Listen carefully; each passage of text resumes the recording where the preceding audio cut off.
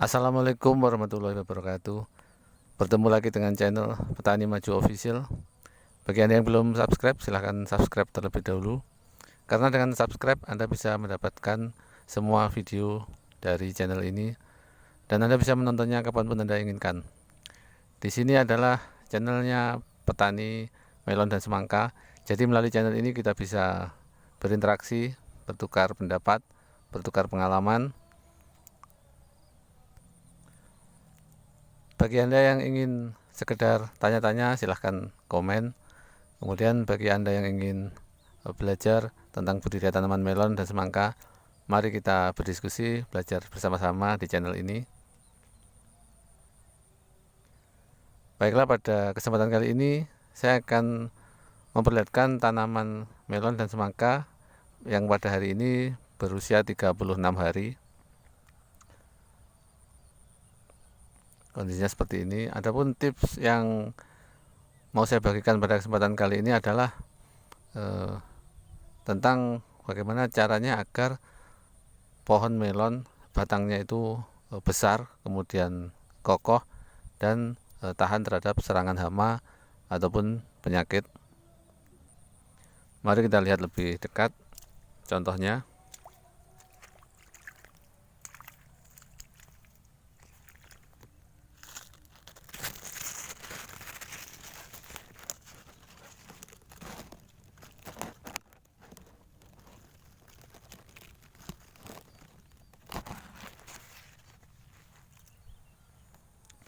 Batang dari tanaman melon tumbuh subur, berukuran besar, hampir seukuran ibu jari tangan saya,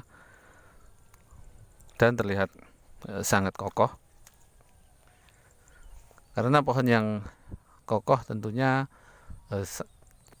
mencerminkan kondisinya yang prima, sehat, bisa dibilang seperti itu. Dengan batang yang besar dan kokoh,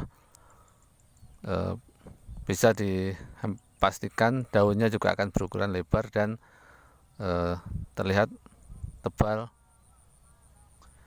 Apabila batang kecil, maka daun juga akan kecil biasanya, kemudian tipis.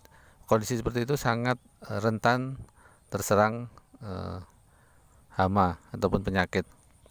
Bahkan apabila terjadi serangan jamur, kerak daun atau cacar daun atau trotol, kondisi daun yang tipis akan cepat habis. Jadi sekali terserang biasanya habis, daya tahannya sangat lemah. Tapi apabila daunnya tebal, kokoh, misalnya ada serangan jamur pun, asalkan segera dilakukan penyemprotan, maka seketika itu jamur akan mati dan daun masih tidak terlalu berpengaruh.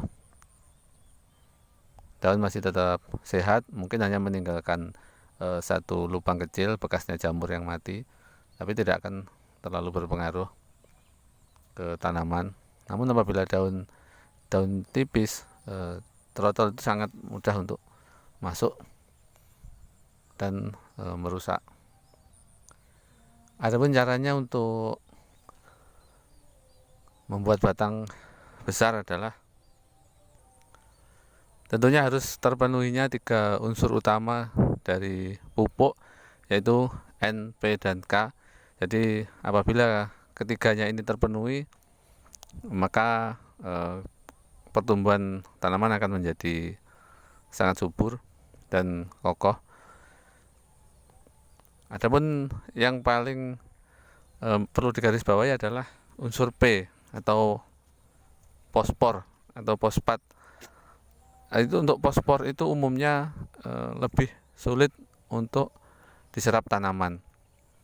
Maka sebaiknya fosfor ini atau SP36 atau TSP itu sebaiknya dijadikan pupuk dasar. Karena unsur P ini walaupun diberikan dalam jumlah banyak pun yang diserap tanaman tidak terlalu banyak nantinya, hanya sedikit, berbeda dengan unsur N. Kalau N itu penyerapannya cepat. Jadi sebaiknya unsur P ini atau SP36 ini diberikan dalam jumlah yang cukup, pada saat pemberian pupuk dasar. Karena apabila SP36 ini dikocorkan, itu dampaknya kurang karena penyerapannya lambat. Jadi apabila sudah disediakan di dalam tanah, maka penyerapannya akan sedikit-sedikit tapi terus-menerus. Jadi penyerapannya akan lebih optimal. Jadi pastikan pupuk dasarnya unsur B-nya cukup. Apabila untuk unsur N ini sangat mudah karena dengan pengocoran pun penyerapannya bisa cepat. Misalnya tanaman terlihat kurang gemuk atau kurang subur, maka dengan sekali kocor 3 atau 4 hari kemudian sudah terlihat hasilnya. Jadi penyerapannya langsung bisa terlihat. Kemudian yang ketiga adalah unsur K. Unsur K ini lebih ke kualitas buah. Sama unsur P juga karena berpengaruh ke kualitas pohon, juga ke kualitas buah. Namun lebih ke unsur K itu lebih ke hasil akhir. Jadi apabila ingin semangkanya atau melon rasanya manis, jadi unsur K ini yang harus terpenuhi. Jadi unsur K ini contohnya KCl. KCl ini diberikan di tahap-tahap akhir setelah buahnya terbentuk, kemudian sudah ukurannya sudah mulai besar. Nah, pada tahap akhir itu nanti tinggal memasukkan KCl. Itu untuk rasa manisnya.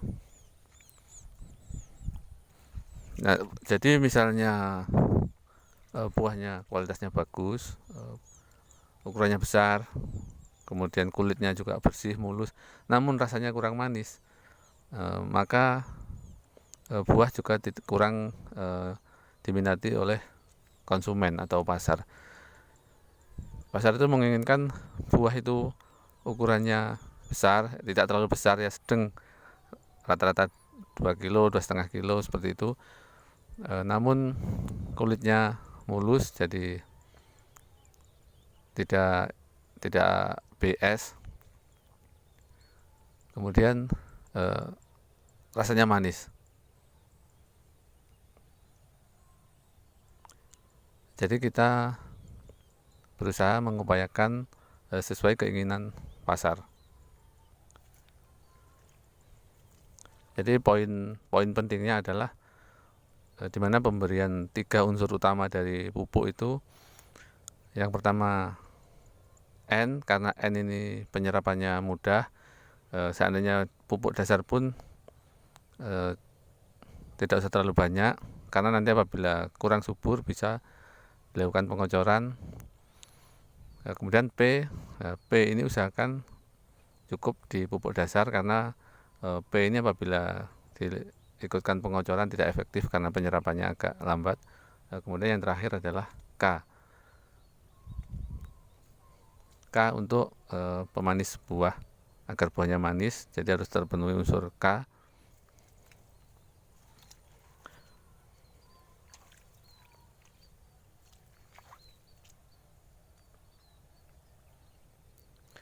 Kemudian yang lain-lain,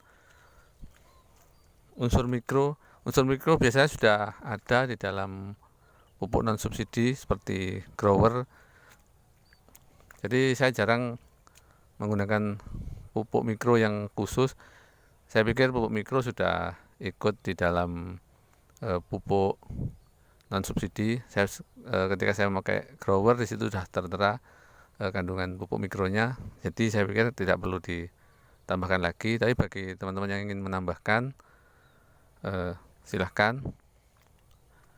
Kemudian hasilnya bisa di-sharing kepada kami untuk kita bertukar pengalaman.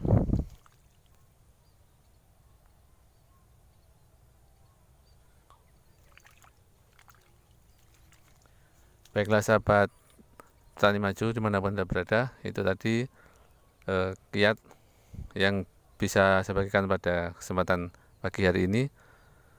Terima kasih atas perhatiannya, mudah-mudahan bermanfaat. Wassalamualaikum warahmatullahi wabarakatuh.